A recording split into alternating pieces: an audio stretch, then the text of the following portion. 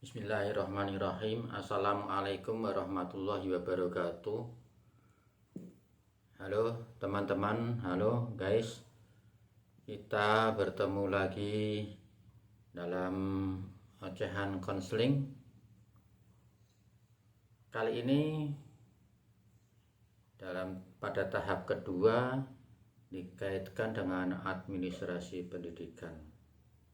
Jadi ntar akan membahas pendekatan konseling tradisional dikaitkan dengan administrasi pendidikan.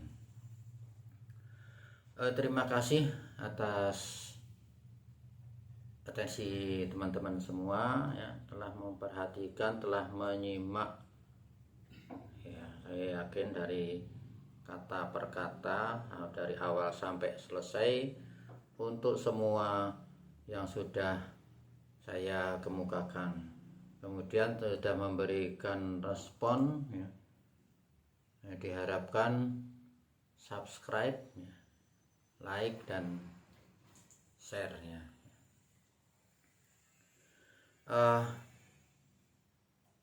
Sekarang kita akan membahas perilaku organisasi dalam pendekatan Gestalt.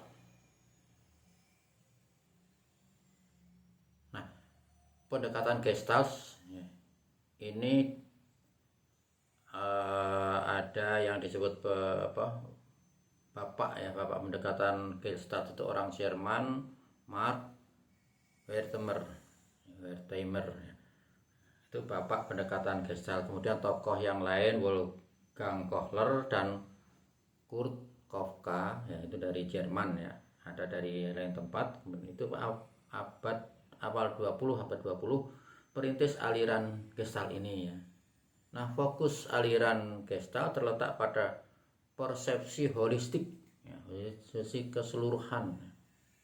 Itu mengemukakan bahwa keseluruhan lebih bermakna daripada jumlah bagian-bagian, jadi keseluruhan ya, lebih bermakna dari bagian-bagian. Persepsi ini dalam perilaku organisasi bermakna sebagai pendekatan komprehensif ya, yang memandang pegawai atau karyawan serta organisasi, pegawai karyawan organisasi itu sebagai sebuah kesatuan yang utuh ya, yang saling terhubung, saling mendukung lebih dari sekedar kinerja teknis.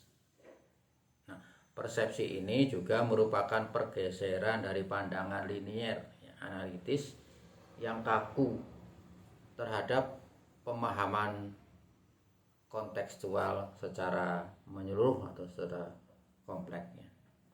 Nah, di mana untuk aliran ini kesejahteraan karyawan itu terintegrasi dengan keberhasilan perusahaan. Ya, jadi perusahaan berhasil itu karena karyawan. Pimpinan dan pihak manajemen dalam persepsi holistik ini, ya, pendekatan ini bertugas mengintegrasikan, mempadukan, menyatukan hati, pikiran, serta intuisi dalam pengambilan keputusan. Nah, tidak hanya sekedar berfokus pada hasil akhir, ya, produknya harus meningkat atau berhasil baik ya, itu seperti itu.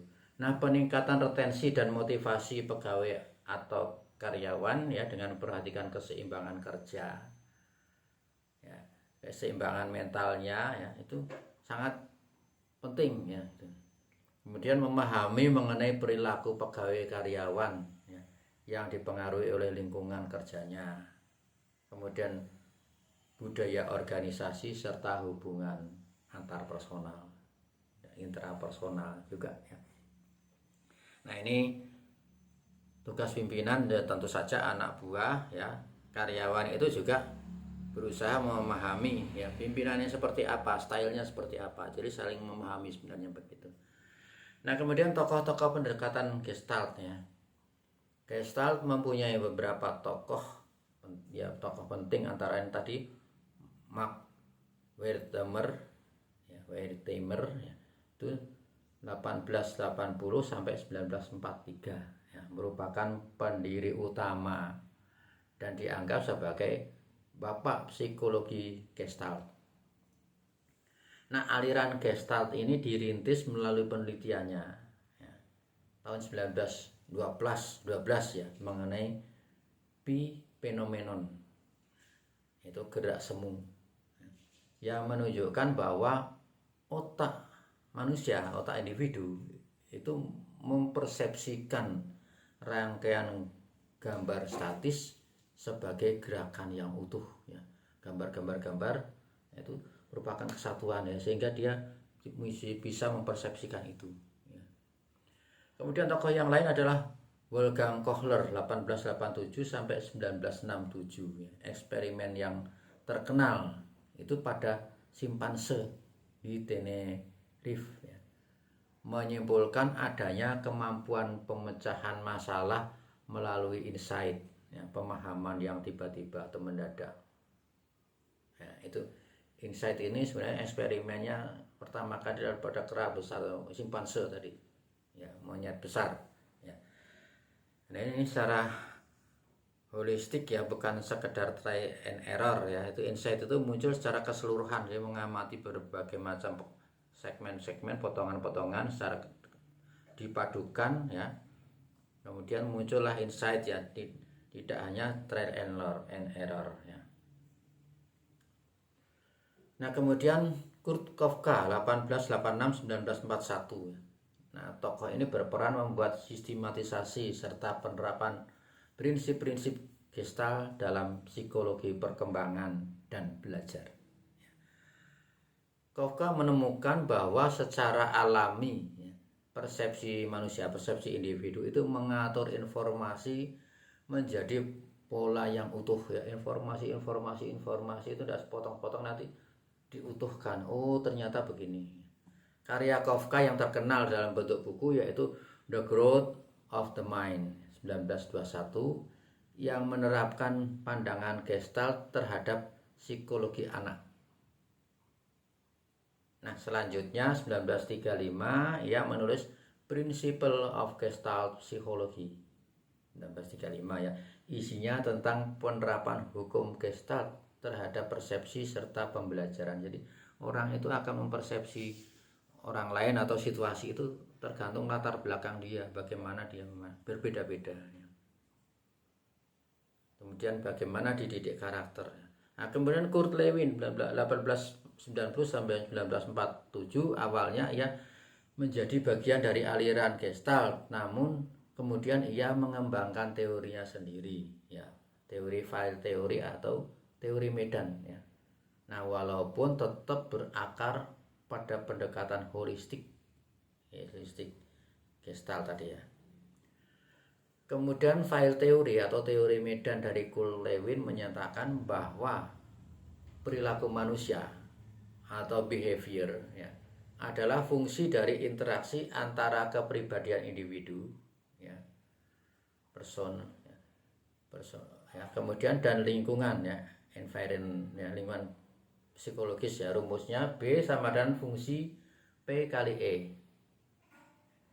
Fokus pada teori medan file teori adalah pada situasi total ya, di sini dan saat ini, here and now, di mana individu bergerak dalam ruang lingkup life space yang dipengaruhi oleh daya dorong driving forces ya, serta hambatan restraining forces. Kemudian Fritz Perls dan Laura Perls 1940 yaitu tokoh Gestalt ya, perkembangan selanjutnya ya, merintis terapi Gestalt yang menerapkan prinsip psikologi Gestalt dalam konseling klinis untuk meningkatkan kesadaran diri ya, sadar diri di sini dan saat ini, here and now. Nah, itu prinsip Gestalt tadi ya, here and now, sekarang, di sini dan saat ini. Di samping tadi holistik ya, keseluruhan merupakan kesatuan. Nah, pendekatan ini lebih berfokus pada proses what happening daripada isi what is being discussed ya, daripada isi. Proses lebih penting daripada isi. Pendekatan ini dipengaruhi oleh perspektif fenomenologi ya. Jadi the phenomenological perspective. Pendekatan tadi ya. Kemudian perspektif teori medan, the file teori perspektif dan perspektif eksistensial ya. The existential perspective ya. Itu yang mempengaruhi tadi ya. Nah, kemudian pandangan tentang manusia ya, untuk teori Gestalt, pendekatan Gestalt, pandangan tentang manusia dalam perilaku organisasi.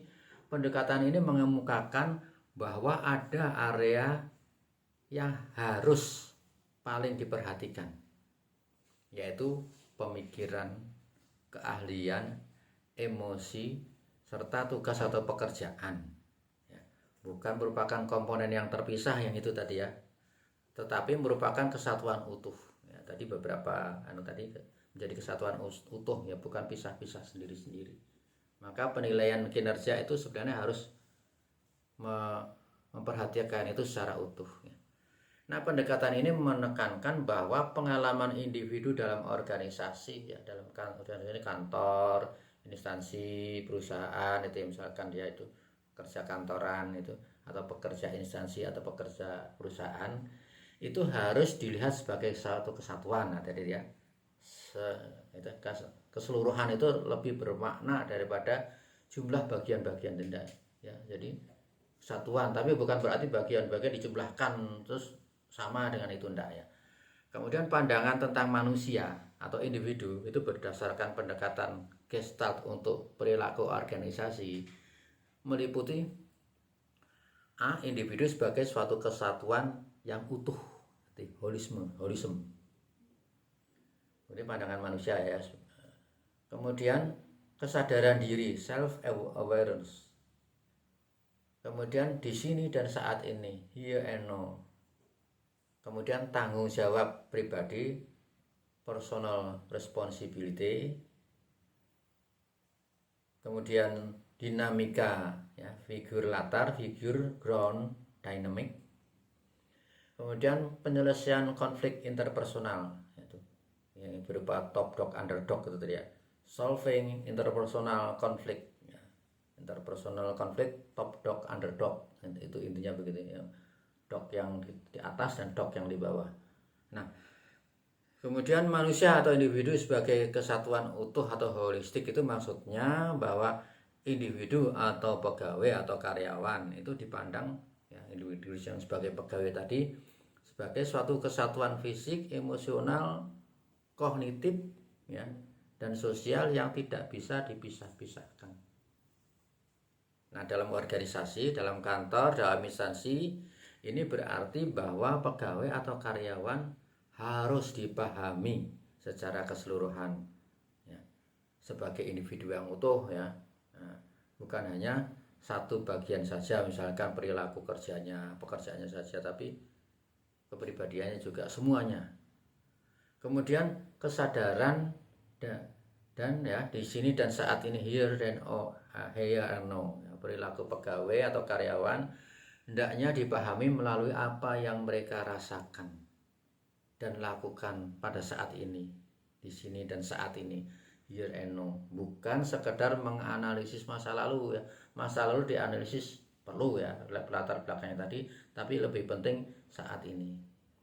Nah, pendekatan ini berfokus pada peningkatan kesadaran diri, self awareness ya. Pegawai dan karyawan itu ditingkatkan kesadaran dirinya, dia ini siapa, potensinya apa ya, terhadap perasaan dan perilakunya di lingkungan kerja, supaya dia tetap mempunyai percaya diri, salah satunya gitu, karena dia merasa dia mampu. Kemudian tanggung jawab pribadi, personal responsibility. Nah, ini manusia ya, menurut ini dipandang sebagai dipandang memiliki kemampuan dan tanggung jawab untuk mengarahkan diri mereka sendiri ya, terutama yang sudah dewasa ya, serta bertanggung jawab atas pilihan dan perilaku mereka di dalam organisasi. Nah, kemudian pengorganisasikan pengalaman ya, figur ground ya.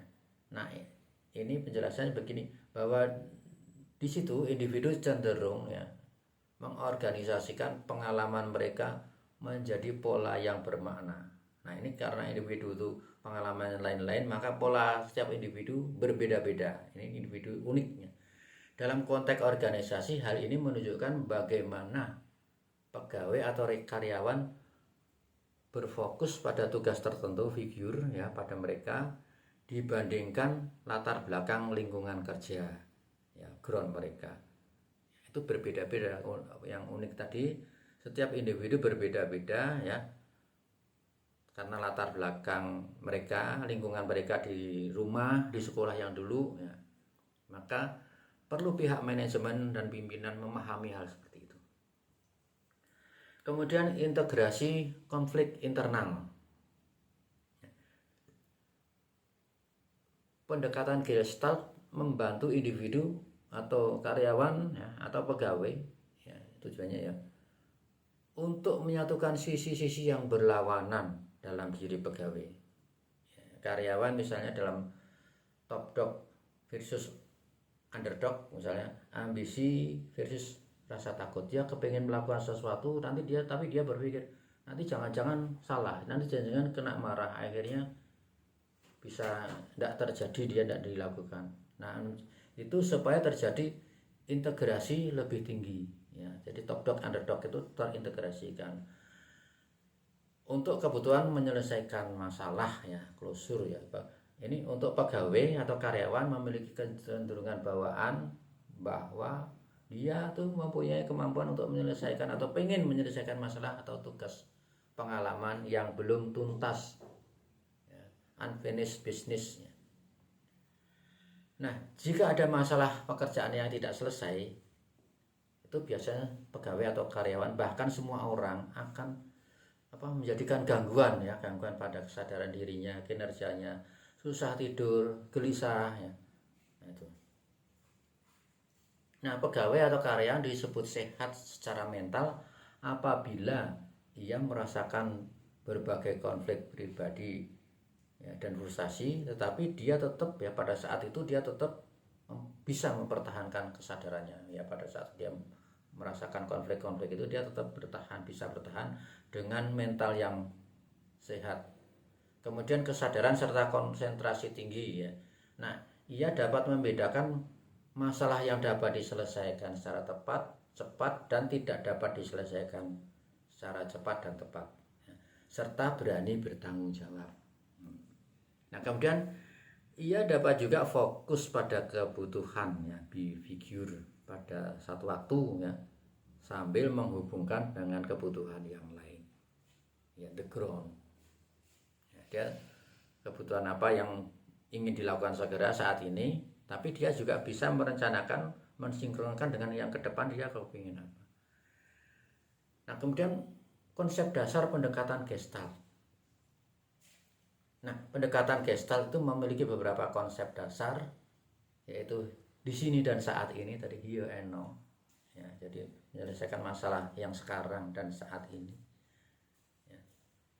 Kemudian urusan yang tak selesai, unfinished business. Kemudian kesadaran, awareness ya. Kemudian kontak dan penolakan kontak, contact and uncontact ya. Kemudian tanggung jawab pribadi, personal responsibility. Kemudian teori medan, file teori. Kemudian pandangan mengenai kesatuan diri atau holistik. Oke, baik. Jadi apa sih maksudnya dari yang tadi dikemukakan? Ya. Nah, ini penjelasan seperti ini. Kalau here dan now, di sini dan saat ini, di sini dan sekarang. Ini artinya bahwa Gestalt itu lebih mengutamakan pengalaman pegawai atau karyawan pada masa sekarang, ya, saat ini. Juga termasuk problem itu saat ini, problem sekarang yang diselesaikan. Segala sesuatu yang masa lalu dan masa depan itu tidak ada ya. Yang ada adalah masa sekarang ini yang prioritas. Kenapa? Karena masa lalu itu telah berlalu dan tidak relevan lagi, bisa jadi seperti itu ya. Kecuali yang ada kaitannya dengan yang memengaruhi fungsi pegawai atau karyawan sekarang ini ya. Jadi tidak semua masa lalu berpengaruh. Nah kemudian lebih lanjut aliran ini beranggapan bahwa masa depan itu belum sampai, belum dijalani, jadi nggak terlalu penting ya, walaupun juga artinya tingkat kepentingannya itu lebih prioritas masa kini. Nah sehingga masa sekarang inilah yang penting gitu ya. Penting atau sangat penting. Nah kemudian pegawai atau karyawan mengalami kecemasan ya pada konsep ya, pada ini konsep di sini dan saat ini ya, kecemasan pada pegawai itu ini terjadi karena gini, karena adanya kesenjangan antara kenyataan masa sekarang dan harapan masa yang akan datang. Nah kesenjangan ini terjadi ketika individu mulai berpikir, merasa dan bertingkah laku pada masa ini ya, namun pikirannya dikuasai oleh harapan masa depan. Ya, saya bertingkah laku gini ya, apa benar ya nanti saya bisa dengan usaha saya seperti ini, usaha saya tidak hasil itu tidak mengkhianati usaha. Nah, kadang-kadang kan orang berpikir bahwa saya usaha ini harus berhasil sesuai harapan saya, harapan masa depan itu ya. Nah kecemasan ini dialami akibat dari harapan-harapan katastrofik ya, itu istilahnya begitu, kecemasan terhadap hal buruk yang akan terjadi di masa depan. Kalau nggak terjadi gimana ya, nanti gimana ya, nah itu. Dan harapan anastropik, harapan berlebihan tentang hal yang baik, yang menyenangkan, yang akan terjadi di masa depan. Udah hayalannya udah kemana-mana, udah muluk-muluk tinggi ini. Oke, baik, kita sekarang penjelasan pada urusan yang tak terselesaikan, unfinished business.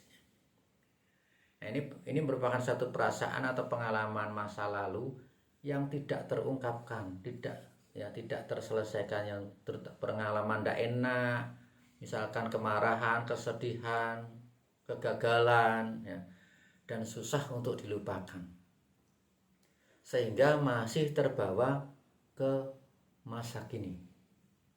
Nah, Gestalt dengan konsep dasar tersebut mempunyai tujuan untuk membantu pegawai atau karyawan mengungkapkan serta menyelesaikan atau membuat urusan yang tak selesai menjadi selesai. Nah ini tanggung jawab pimpinan dan pihak manajemen ya. Kalau tidak bisa ya boleh ya bekerja sama dengan psikolog gitu ya, agar tidak membebani, yaitu urusan harus selesai agar tidak membebani fungsi diri terutama karyawan ya. Selanjutnya ini kesadaran awareness, ini juga merupakan konsep dasar ya dari pendekatan Gestalt ya. Nah ini kesadaran ini dimaksudkan agar pegawai atau karyawan menyadari perasaan ya, sensasi tubuh serta lingkungannya, dia ini siapa, dia harus menyesuaikan ya.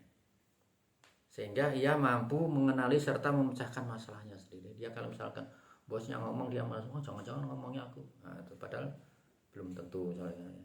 Tuh, dia merasa kayak masalah sendiri ya. Kontak dan penolakan kontak, contact and uncontact, itu merupakan konsep dasar dari pendekatan Gestalt yang mempunyai fokus pada interaksi ya, kontak ya, pegawai atau karyawan dengan lingkungannya ya, dengan sesamanya juga dengan lingkungannya ya, dan cara-cara yang dilakukan untuk menghambat kesadaran atau melakukan penolakan. Misalnya tidak sesuai dengan temannya atau apa, bagaimana cara dia untuk tetap berinteraksi ya, dengan tidak menunjukkan yang ekstrim.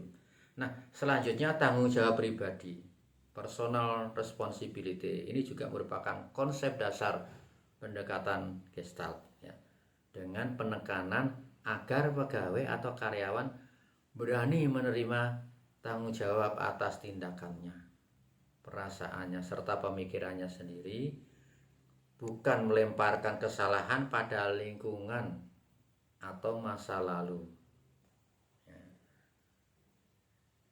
Tidak bisa bernego dengan ya, disuruh dengan bernego dengan orang ya, tidak berhasil. Wah, ini orang itu terlalu ngotot misalnya gitu.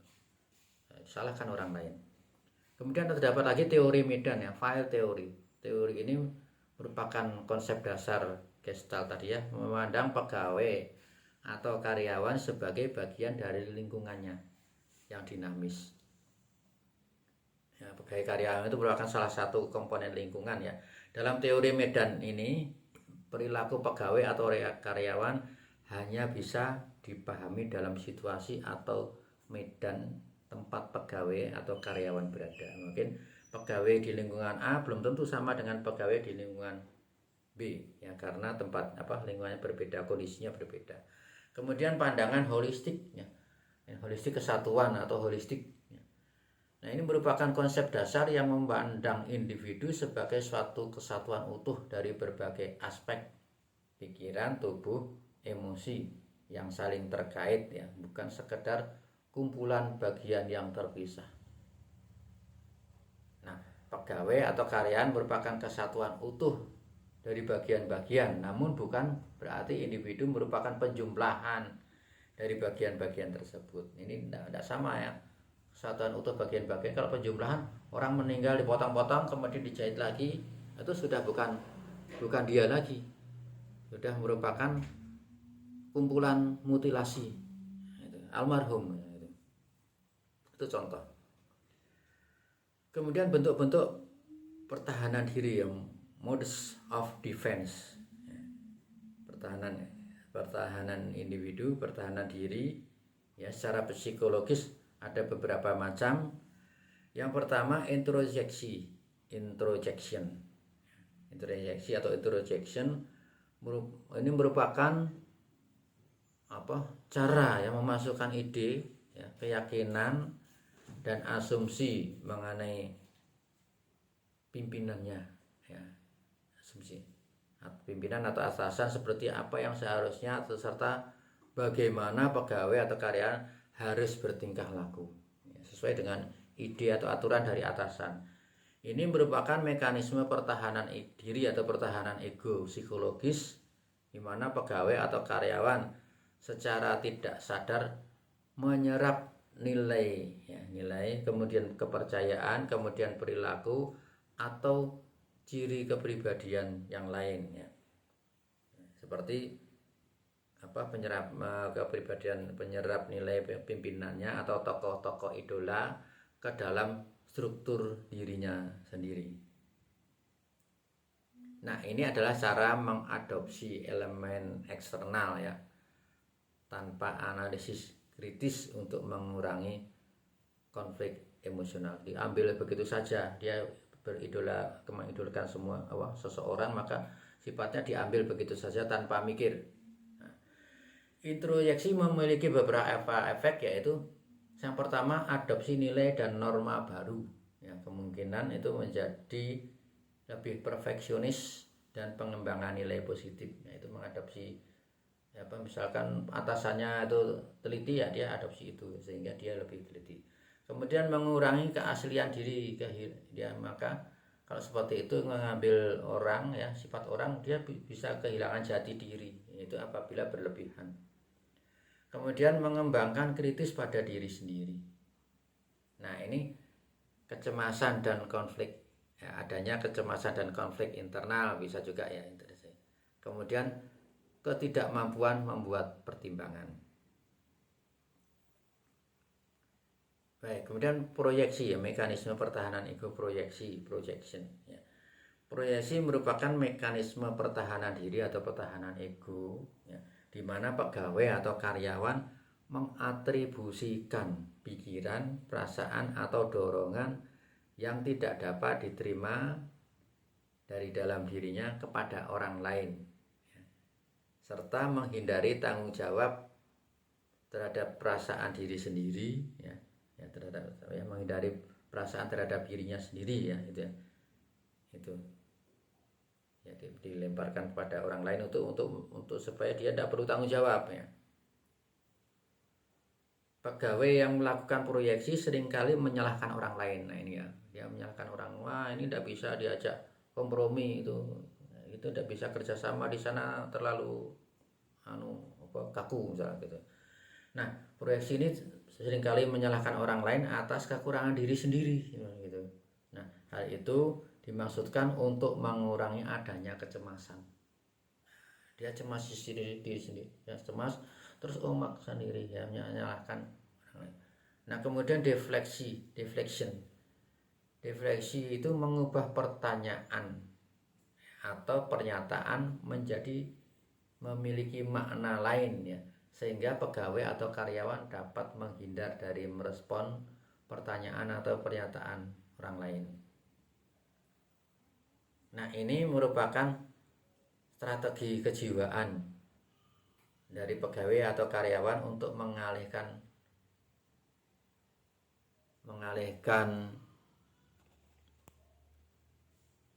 perhatian, emosi atau tanggung jawab dari diri mereka sendiri ke orang lain atau objek lain dalam rangka menghindari perasaan tidak nyaman, kecemasan, atau konflik.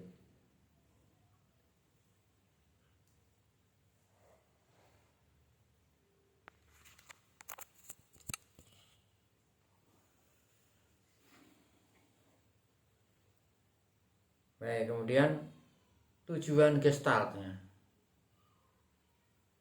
Gestalt, ya, dalam perilaku organisasi pendekatan ini bertujuan untuk mencapai kesadaran atas apa yang pegawai atau karyawan lakukan serta bagaimana cara pegawai atau karyawan melakukannya.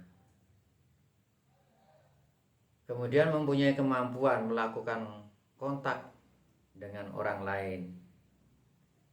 Kemudian memiliki kemampuan mengenali, menerima, serta mengekspresikan perasaan, pikiran, juga keyakinan diri. Nah kemudian bagaimana teknik pendekatan Gestalt, ya? Pendekatan Gestalt itu mempunyai beberapa teknik, ya. Yang pertama adalah teknik kursi kosong, ya. Empty chair. Ini intervensi yang kuat untuk membantu pegawai atau karyawan dari segala umur, ya, dalam segala umur, ya, yang tua, yang sedang, yang muda, ya. Dimana problemnya adalah konflik dengan orang ketiga yang tidak hadir dalam proses pemberian bantuan. Kasus yang biasa menggunakan teknik ini adalah introyeksi, ya, dari pimpinan versus pegawai atau karyawan. Kemudian pegawai atau karyawan yang bertanggung jawab, ya, versus pegawai atau karyawan yang impulsif. Kemudian pimpinan yang puritan versus pegawai atau karyawan yang ekspresif. Kemudian pegawai yang agresif versus pegawai yang pasif. Kemudian pegawai yang otonom versus pegawai yang tergantung. Pegawai yang baik versus pegawai yang nakal atau curang. Kemudian pegawai yang bekerja keras atau rajin versus pegawai yang malas. Oke. Baik, kemudian teknik yang kedua adalah membuat serial, ya, the making the round. Nah ini pegawai atau karyawan dilibatkan agar mau atau berani berbicara atau melakukan sesuatu kepada orang lain, ya, dalam kelompok. Nah kegiatan ini bertujuan melakukan konfrontasi, mengambil risiko untuk membuka diri, melatih tingkah laku baru, dan melakukan perubahan. Kemudian teknik yang selanjutnya adalah saya bertanggung jawab atas, ya. I'm responsible for. Nah ini bertanggung jawab, ya, ini teknik ini mempunyai tujuan, pemberian bantuan atau teknik ini mempunyai tujuan agar pegawai atau karyawan yang punya masalah itu menyadari serta mempersonalisasi perasaan dan perbuatan atau perilakunya, serta mengambil tanggung jawab atas perasaan atau perilakunya sendiri.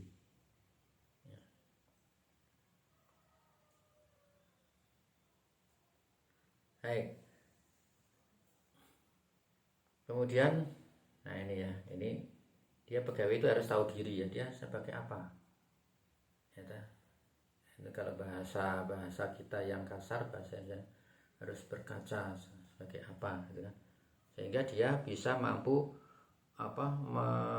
menyiapkan mentalnya, mempersiapkan perilakunya, mempersiapkan potensinya juga yang sesuai dengan deskripsi tugas itu secara keseluruhan disiapkan. Kemudian bermain proyeksi ya, playing with projection. Nah, ini pegawai atau karyawan yang melihat secara jelas pada orang lain apa yang tidak ingin dilihat dan menerima yang diterima dalam dirinya. Nah, ini tugas pimpinan ya dan pihak manajemen itu meminta pegawai atau karyawan memerankan atau menyuarakan tentang asumsi atau pemikiran-pemikirannya yang dituduhkan atau diproyeksikan kepada orang lain. Ya, menuduh orang lain lemah, rupanya dirinya sendiri lemah. Saya ingat ketika zaman dulu kita mempunyai pemimpin dikerbau-kerbaukan, rupanya yang mengkerbaukan itu lebih kerbau ya, lebih jelek daripada levelnya di bawah itu. Nah, tujuannya adalah bahwa pegawai atau karyawan menyadari bahwa apa yang dilihat pada orang lain itu sebenarnya adalah bagian dari dirinya sendiri. Itu ya. Oke. Baik, kemudian teknik yang lain adalah pembalikan ya. Reversal teknik ya. Teknik pembalikan ini reversal ya, teknik tujuannya untuk mengajak pegawai atau karyawan mengambil risiko terhadap ketakutan, kecemasan, ya, serta melakukan kontak dengan bagian dirinya yang selama ini ditolaknya atau ditekannya. Ya, itu teknik pembalikan. Ya, jadi dibalik ya, dia harus berani. Saya ini begini, rupanya begini. Ya, rupanya dia sendiri yang dibalikkan ke orang lain. Kemudian latihan gladi resik ya, rehearsal ya, teknik gladi resik, gladi bersih ya. Rehearsal merupakan metode intervensi aktif di mana anggota organisasi, anggota instansi atau pegawai atau karyawan ini berlatih dengan cara simulasi atau memperagakan perilaku, komunikasi atau skenario kerja tertentu dalam lingkungan yang aman ya sebelum diterapkan pada kondisi nyata. Nah, pendekatan ini fokusnya pada kesadaran saat ini, di sini dan saat ini, here and now. Ya. Kemudian fokusnya juga pada integrasi diri, menyatukan pikiran, perasaan dan perbuatan. Ya. Kemudian tanggung jawab pribadi untuk meningkatkan fungsi organisasi, ya, meningkatkan kinerja, meningkatkan produktivitas organisasi, ya, organisasi atau kantor menjadi lebih baik. Nah, kemudian yang selanjutnya adalah teknik melebih-lebihkan, exaggeration teknik. Ya. Ini membantu pegawai atau karyawan untuk meningkatkan kesadaran diri, self awareness, ya, terhadap perasaan, kebutuhan atau konflik batin yang terpendam melalui tanda-tanda atau isyarat ya, bahasa tubuh ya, atau perilaku non-verbal yang disengaja.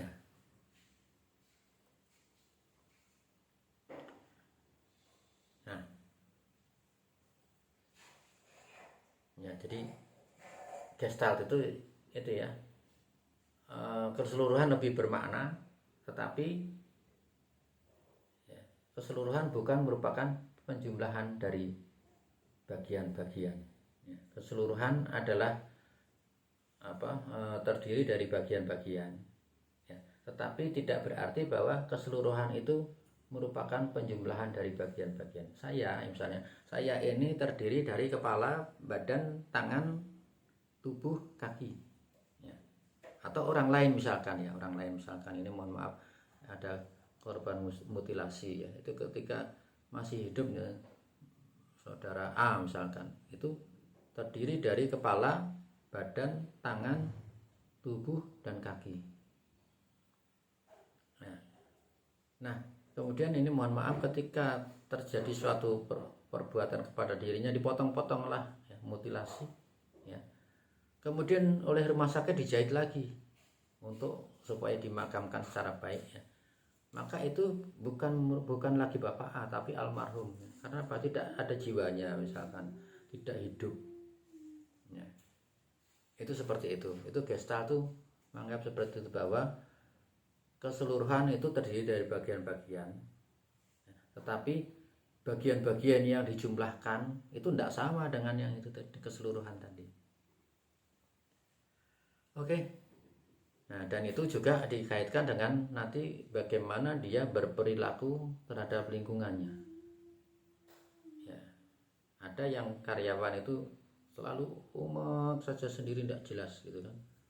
Nah, ini juga untuk pimpinan bertugas memperbaiki, memberikan bantuan kepada dia, ya, sehingga dia ini diberi perlakuan secara berproses, ya, berproses. Itu proses itu lebih bermakna daripada hasil, ya. Perlakuan berproses, bertahap, ya. Ini proses pemberian bantuan itu kalau psikologis nggak bisa, ya, sekali pemberian bantuan terus sembuh, itu sangat amat jarang yang bisa dikatakan nggak bisa, ya. Kalau penyakit medis, pusing-pusing dikasih obat medis, besok sudah sembuh, istirahat. Kalau psikologis secara bertahap. Baik, itu saja yang bisa disampaikan untuk pertemuan kali ini. Kurangnya mohon maaf, ya. Jangan lupa like, ya, subscribe, komen, dan share. Nah, sebelum kita akhiri, sebelum itu saya akhiri, maka saya ingin berdoa untuk kita, untuk teman-teman, dan untuk orang-orang yang kita cintai. Semoga diberi kesehatan hari ini dan masa-masa depan yang panjang. Terima kasih. Billahi taufiq wal hidayah. Wassalamualaikum warahmatullahi wabarakatuh.